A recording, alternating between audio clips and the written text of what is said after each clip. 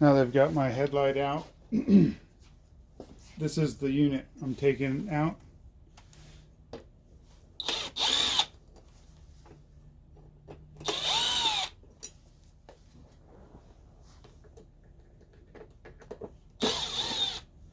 Again, these are star bit heads.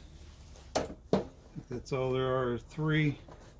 Sometimes these are kind of glued in place. Not glued, but sealed. And you simply remove the whole unit. Push this little tab down and get her unplugged. So, and then you just slide your new unit in. Evidently, my LEDs are out. These, again, I've got a link I'll put in the description for a place I found them aftermarket for a really affordable price versus the dealer, which is hundreds, if not, it's like $400 or something. All right, man, I'm gonna put my new one in now. Got your new one. Mine, this is a used one.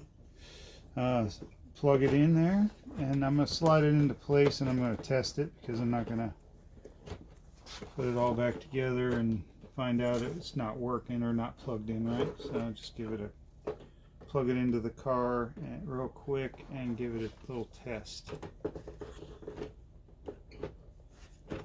That's going just right. Don't force it if it doesn't feel right, because you probably got something in the way. Bingo, it works. So I got a used one just because I found one out of a headlight I bought from a salvage yard for some donor parts when I was fabricating these custom headlights I did here. Anyway, so I got that there installed. Pretty easy once you get it out. Pain in the butt getting the bumper off, but you can do this yourself. It's about an hour job or so. And just wiggle the headlight back in there, get it bolted back up, get the bumper back on, and you're legal again. Please subscribe. Thanks for watching.